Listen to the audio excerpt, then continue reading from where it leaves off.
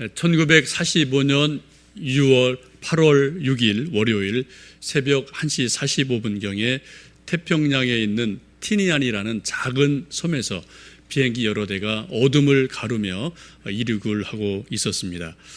비행기들은 그 기술을 일본을 향해서 날아가고 있었습니다. 약 7시간이 지난 후에 비행기 몇 대가 히로시마 상공에 나타나게 됩니다. 이른 새벽에 8시쯤 나타난 비행기를 보고 일본 군들이 놀라서 공습 경보를 발하게 되고 이제 출근길에 있던 많은 사람들이 방공호로 급히 대피를 하게 됩니다. 잠시 비행기가 지나고 난 다음에 이제 또 그런 공습이 해제가 되고 많은 사람들이 방공호에서 나와서 일터를 향해서 직장을 향해서 또 열심히 걸어가게 됩니다. 약 10분 정도가 지난 월요일 8시 15분경에 2대의 비행기가 또 히로시마 상공에 등장을 하게 됩니다. 그러나 많은 사람들이 비행기 2대가 또 무엇을 하랴라는 생각이 들어서 그냥 아무런 생각 없이 직장길로 또 이리저리로 열심히 걸어가고 있었습니다. 그때 비행기 2대 중에 한 대에서 9,000m 되는 높은 상공에서 쇳덩어리 하나를 히로시마를 향해서 떨구게 됩니다. 그 크기는 길이가 약 3m, 지름 71cm, 4톤 정도 되는 소위 리틀 보이라고 이름 지어진 자그마한 쇳덩어리를 투하를 하고 비행기가 지나가게 됩니다. 그리고 그 쇳덩어리가 반짝거리면서 낙하를 하다가 약 570m 정도 상공에서 갑자기 섬광을 발하며 폭발을 하게 됩니다. 그리고 곧이어서 땅에 뜨거운 열기와 빛이 발산을 하게 되고 거대한 구름 버섯이 일어나게 됩니다. 당시 히로시마에 약 30만 정도의 시민이 살고 있었는데 그 짧은 순간에 약 8만 명이 즉사를 하고 흔적도 없이 사라지게 되고 히로시마가 완전히 초토화되는 일들이 일어나게 됩니다. 우리가 잘 아는 것처럼 인류 역사상 최초의 원폭 투하이고 원자 폭탄에 폭발되는 정황들이 이렇게 이루어지게 됩니다. 제가 아무리 이야기해도 여러분 뭐 감이 안 오실 테니까 잠깐 좀 사진으로 한두 것 좀 보시면 좋겠습니다. B-29기라는 그런 비행기죠. 그리고 저 밑에 있는 것이 리틀 보이로 이름 지어진 최초의 원자 폭탄입니다. 저것이 이제 떨어지면서 저런 거대한 버섯 구름을 일으키면서 폭발을 하게 되고요. 그리고 위에 있는 것은 히로시마의 이제 옛날 시가지이고 밑에 있는 것은 뭐 조금 다른 각도이지만 완전히 다 쓸고 지나서 아무것도 없는 그런 초토화된 그런 모습을 보여주는 사진입니다. 여러분 아시는 것처럼 이처럼 히로시마에 최초로 원자폭탄이 투하되고 나서 수많은 살상과 일들이 벌어지고 나서 일본이 9일 만에 무조건 항복을 하게 되는 일이 일어나게 됩니다. 그러면서 2차 대전이 마무리가 되어지고 동시에 우리나라는 36년의 길고 길었던 일제 강점기의 억압에서 벗어나며 해방과 광복을 맞이하는 일이 이러한 원자폭탄과 긴밀하게 연결되어 있음을 알고 있습니다. 우리에게 8월은 무더운 여름, 힘든 여름이지만 동시에 우리에게 8월은 나라가 무엇이냐, 광복이 무엇이냐, 해방이 무엇이냐라는 것을 한 번쯤은 또 생각해 보게 되는 그러한 소중한 날이 또 8월이고 이 여름인 줄로 압니다. 어떤 이들은 나라를 이야기하고 민족을 이야기하면은 젊은 분들 그렇게 말할 수 있어요. 나라가 밥 먹여주냐, 민족이 밥 먹여주냐라고 반문하는 사람들이 없지 않아 있습니다. 네, 그렇습니다. 나라가 밥 먹게 만들어 줍니다. 민족이 밥 잘 먹고 살 수 있도록 울타리를 쳐주고요. 나라가 그런 울타리를 크게 쳐주는 건 우리가 잘 알고 있습니다. 나라나 민족이라는 큰 울타리가 없다면은 우리는 마치 그냥 사막에 버려진 한 개인처럼 방황하며 살 수밖에 없을 것입니다.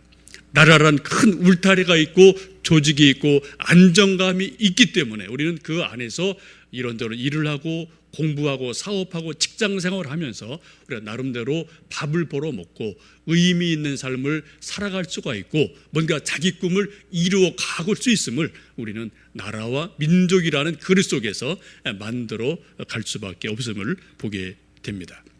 우리가 좋든 싫든 인정하든 인정하지 않든 우리는 나라라는 큰 울타리 안에서 그 그릇 안에서 우리 각자 자신의 삶을 이렇게 저렇게 엮어가고 한평생을 살아가게 됩니다. 오늘 함께 읽으셨던 본문 시편 말씀은 민족과 나라의 흥망성쇠가 사람에게 있지 아니하다. 어떤 탁월한 한두 사람의 지도자에게 달려있지 아니하다.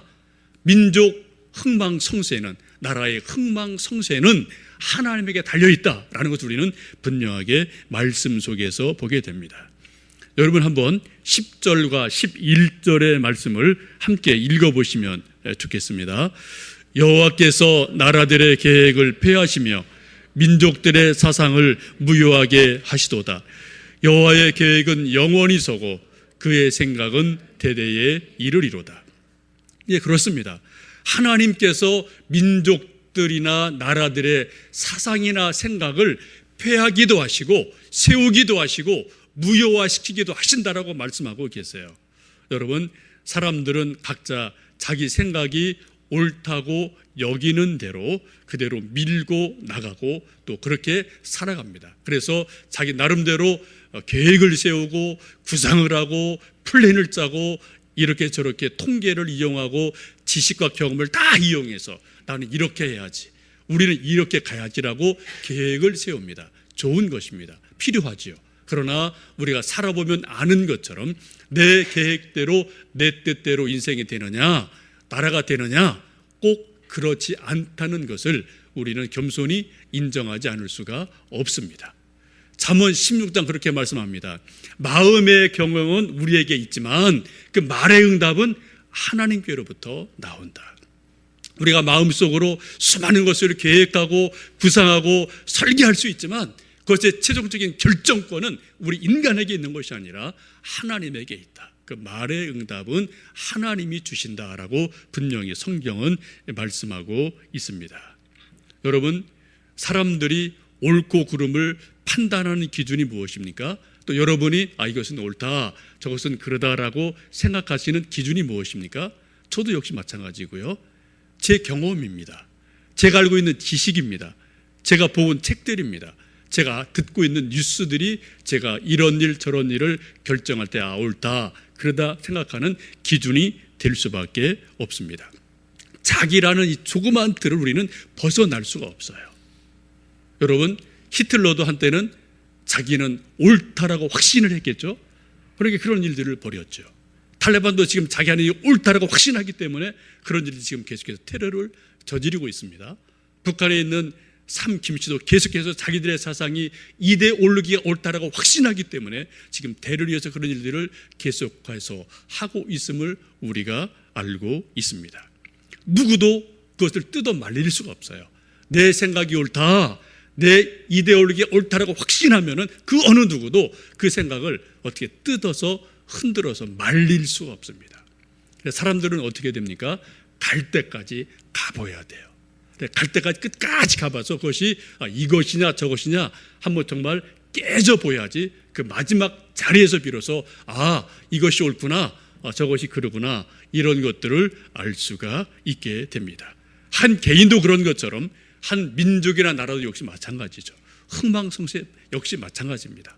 한 이데올로기가, 한 정책이, 한 지도자의 생각이 옳으냐 그러냐는 그 당시보다도 오랜 시간이 지나서 끝까지 가보면 정말 이것이 옳구나 그러구나 우리는 역사 속에서 보게 되고 분별하게 됩니다. 여러분, 구약을 보면은 바로가 등장을 합니다. 이스라엘을 강제 노동으로 착취했습니다. 그리고 아들들이 남자가 나면은 다 죽이라고 무자비한 명령을 내립니다. 바로에는 것이 그 당시에는 최선이었습니다. 자기 나라를 세우기 위해서, 자기 나라를 굳건하게 만들기 위해서 그렇게 하는 것이 최선이었을 거예요. 그러나 그것이 결국은 10가지 재앙을 당하고 장자들이 죽어나가고 그리고 홍해에 수많은 군사들이 빠지고 난 다음에 비로소 이것이 아니구나라는 것을 바로가 뒤늦게 깨달았음에 틀림이 없습니다. 사람들의 생각, 하나님의 생각, 이 사이에는 어떤 때는 비슷하게 될 때도 있지만 어떤 때는 아주 큰 거리감을 가질 때도 있습니다. 여러분, 우리 한 나라나 민족이 또 작게 우리 한 개인이 행복하냐 불행하냐, 성공할 수 있느냐 그렇지 아니하냐라는 결정적인 기준은 내 지식이나 경험이 어떠하냐, 나 계획이 어떠하냐, 이것보다도요 하나님의 생각이 어떠하냐, 이것이 더 결정적인 변수임을 우리는 알게 됩니다. 아무리 내 생각이 옳다 하여도 하나님 보시기에 아니다, 틀리다 하면 그것은 틀린 거예요. 틀린 겁니다.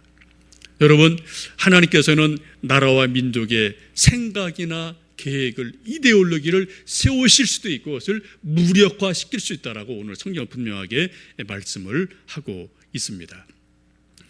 구약 성경을 보면은 다윗과 솔로몬 시대가 등장을 합니다. 이때는 하나님께서 그들 생각을 인정해 주신 시대예요.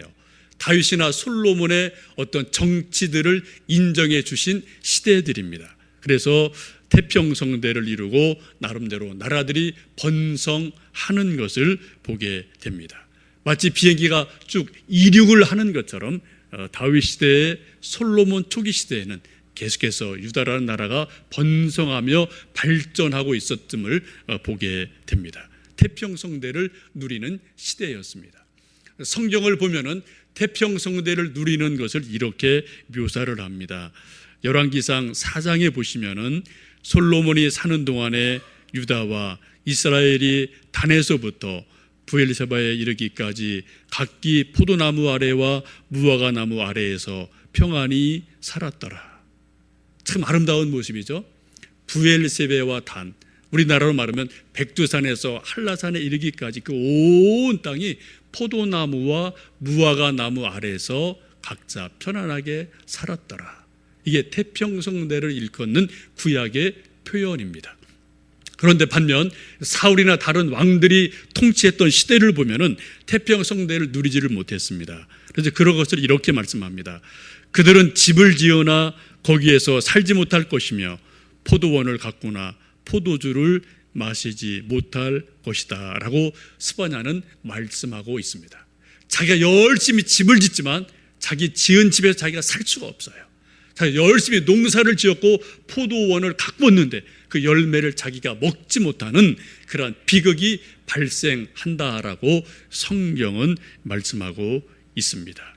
여러분, 한 민족의 흥망성쇠가 지도자에게만 달려있지 않고요, 시대에만 달려있지 않고요, 바로 하나님께서 그것을 어떻게 보시느냐, 어떻게 인정하시느냐, 거기에 달려있다라고 오늘 성경은 말씀을 합니다.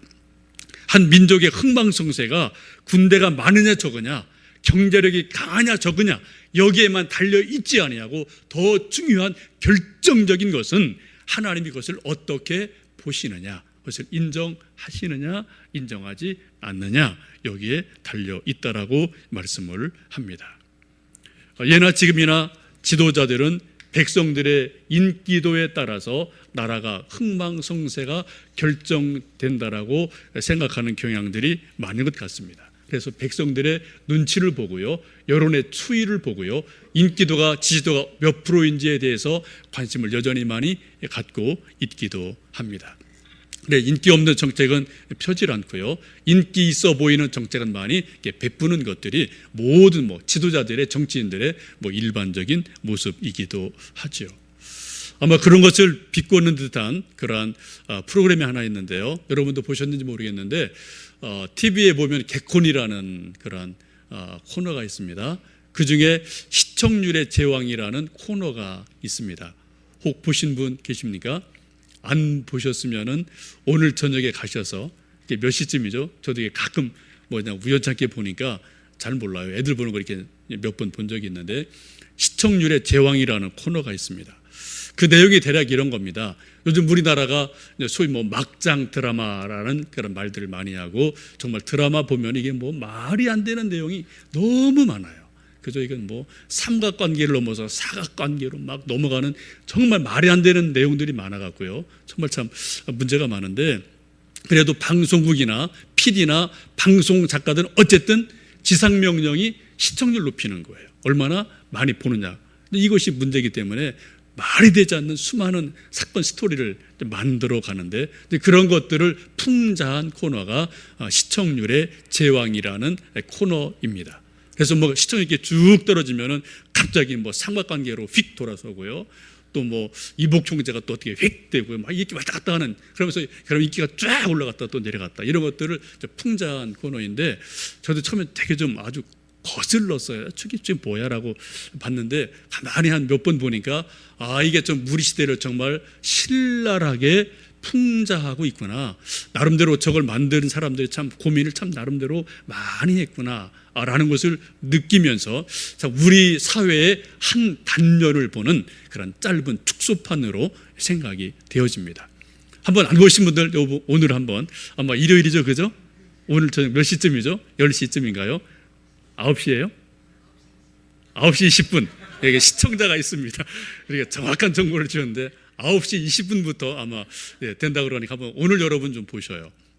저는 그 전에 보는 거는 KBS에서 나오는 강연 백도씨는 좀 꼭 보려고 애를 씁니다. 근데 저랑 집안에서 이제 채널권이 달라요. 저는 강연 백도씨를 보자. 애들은 또 그거는 관심 없고, 또 그 다음에 이제 개콘으로 들어가고, 뭐 어쩔 수 없죠. 뭐 그렇게 뭐 살아가는데, 어쨌든 여러분 오늘 한 번만이라도 안 보신 분들 도대체 뭔지, 세상이 뭘 말하는지 한번 보시면은 약간의 유익이 있으리라고 생각이 됩니다. 어쨌든 정치인도 그렇고요, 방송인들도 그렇고요, 우리 모든 사람들이 관심 갖는 것은 인기예요. 시청률이에요. 나를 몇 프로 좋아하느냐, 여기에 사람들은 목을 메고 있음에 틀림이 없습니다. 사람들이 그럴 수밖에 없죠. 그러나 하나님은 그러한 분이 아닙니다. 하나님은 사람들의 박수소리에 관심이 없으십니다. 사람들의 인기가 높으냐 적으냐에 하나님은 관심이 별로 없으셔요. 오직 하나님의 뜻을 따라서, 하나님 자신의 섭리를 따라서 하나님의 뜻을 도도하게 이루어가는 분이 하나님임을 우리는 잘 알고 있습니다. 여러분, 하나님이 어떠한 분이실까요? 하나님은 어떠한 분으로 알고 계십니까? 오늘도 우리 성경 말씀 속에서 하나님이 어떠한 분인지를 한번 알아볼 수가 있습니다. 우리 한번 13절에서 15절의 말씀을 함께 유심히 읽어보십니다. 함께 좀 말씀을 읽습니다. 시작. 여호와께서 하늘에서 굽어보사 모든 인생을 살피시며 곧 그가 거하시는 곳에서 세상의 모든 거민들을 굽어 살피시는도다. 그는 그들 모두의 마음을 지으시며 그들이 하는 일을 굽어 살피시는 이로다. 여러분, 이 세 절 말씀에서 계속 반복되는 말씀이 무엇입니까? 하나님이 무엇 하신다고요? 어떤 분이라고요? 하늘 높은 보좌에서 이 땅에 있는 인생들을 어떻게 하신다고요? 굽어 살펴보신다. 굽어 살피신다.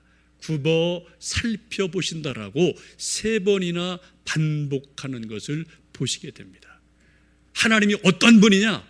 높은 하늘에 살아계신 그 하나님께서 이 낮은 땅에 있는 기어가는 인생들을 하나님이 굽어 살펴보신다.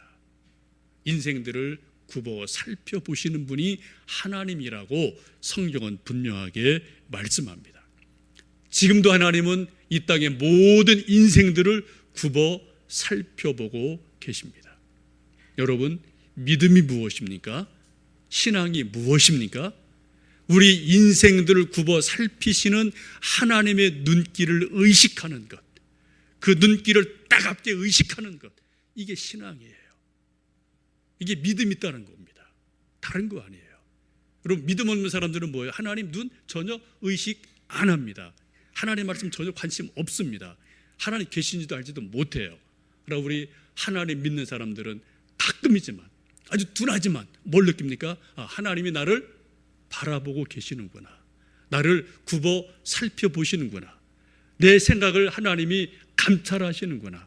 내 행동 거지를 말을 하나님이 보시고 들으시는구나.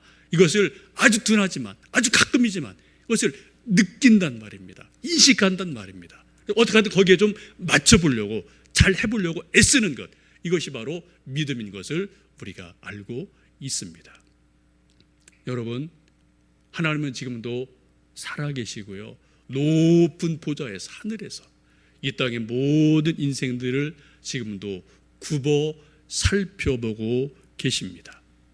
그 눈길을 보다 명료하게, 보다 따갑게 혹은 부드럽게 느끼고 인식하는 것, 이게 바로 믿음이에요.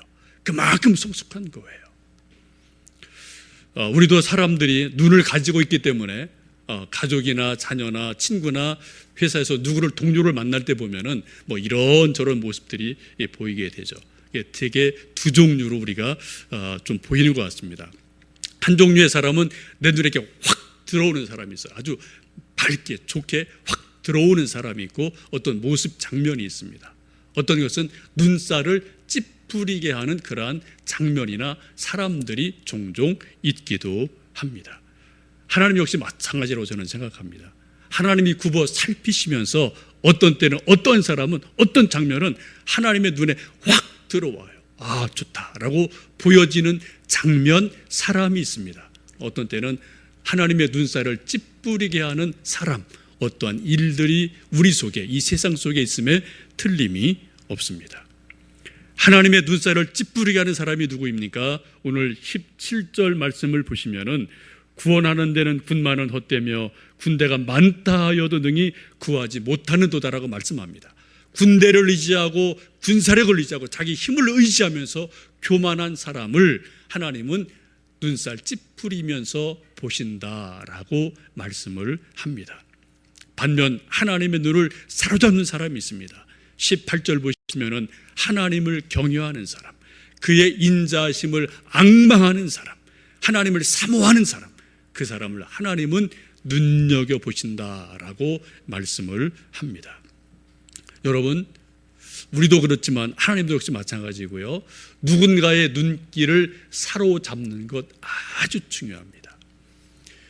우리 사랑하는 아들, 딸들이 열심히 공부하고요, 소위 좋은 대학을 가고 스펙을 이렇게 저렇게 많이 쌓려고 하는 것, 무엇 때문에요? 위에 있는 상관, 교수, 사장님들 눈에 확 뜨이려고요. 그렇죠?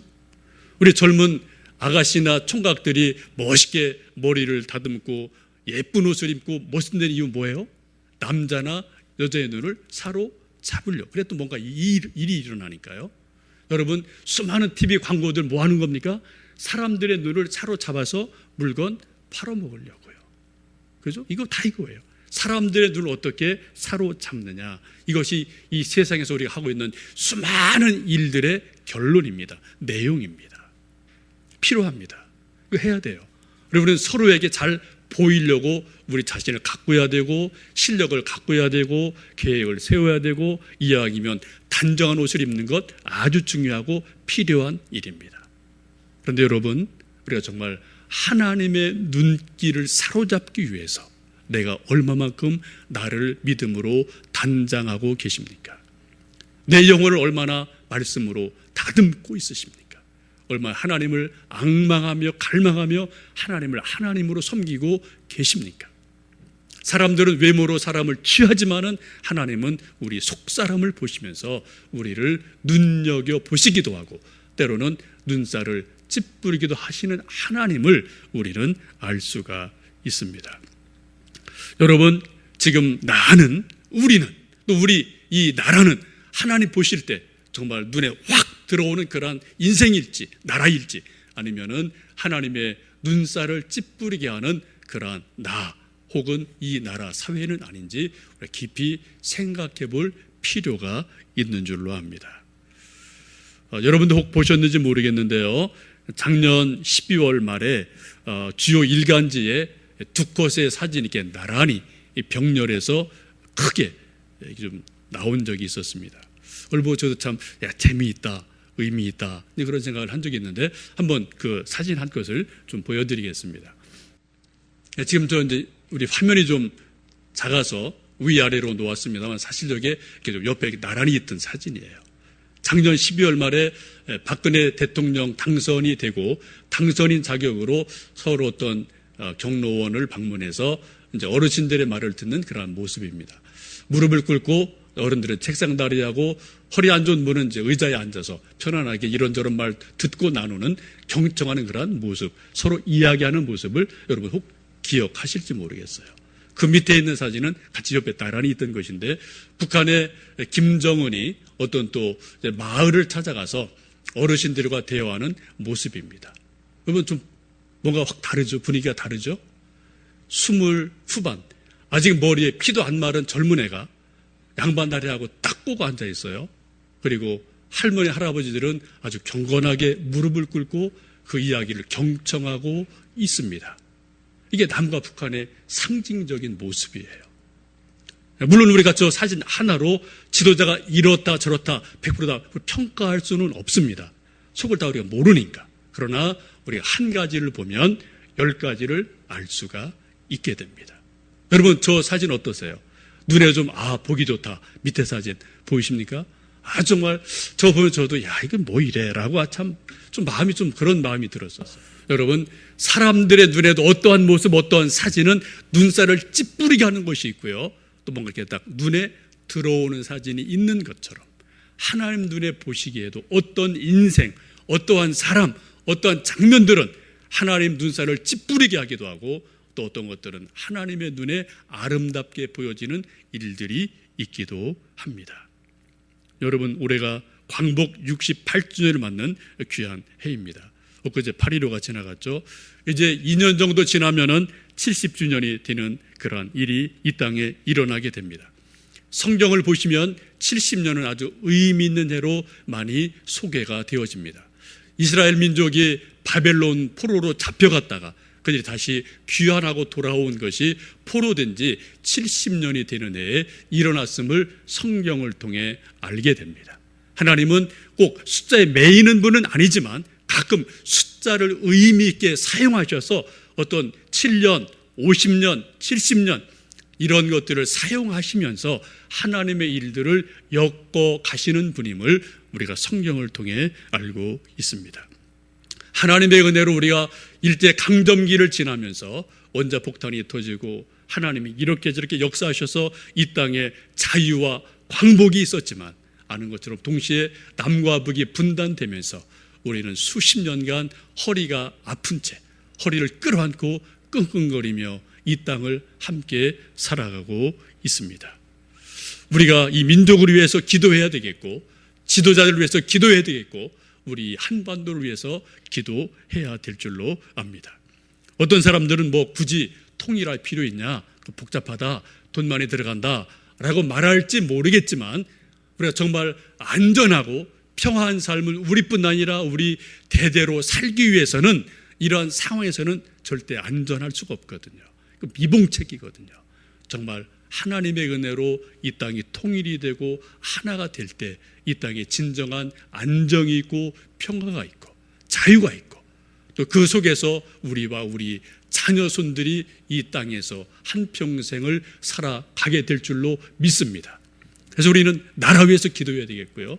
지도자 위해서 기도해야 되겠고요. 민족의 흥망성쇠가 군대에 있지 않고 경제력에 있지 않고 도우시는 하나님에게 있음을 고백하면서 하나님 지금까지 지키신 이 땅 이 민족을 다시 한번 긍휼히 여기셔서 통일을 주시고 선교 한국이 되고 성서 한국이 되고 통일 한국이 될 수 있도록 주님 축복해 주십시오. 기도하는 몫이 우리의 몫인 줄로 압니다. 하나님은 지금도 높은 하늘 보좌에 살아 계시면서 앉아 계시면서 이 땅을 하감하시면서 수많은 인생들을 굽어 살피시면서 하나님 눈에 어떻게 보이는지 눈살 찌푸리게 보이는지 아니면 하나님 눈에 아름답게 보이는지 지금도 우리를 굽어 살피시고 있음을 기억하시면 좋겠습니다. 우리 자신이나 우리 교회나 우리 민족이 정말 하나님 눈에 선한 것으로 보여지는 귀한 은혜가 있기를 간절히 원합니다. 기도하시겠습니다.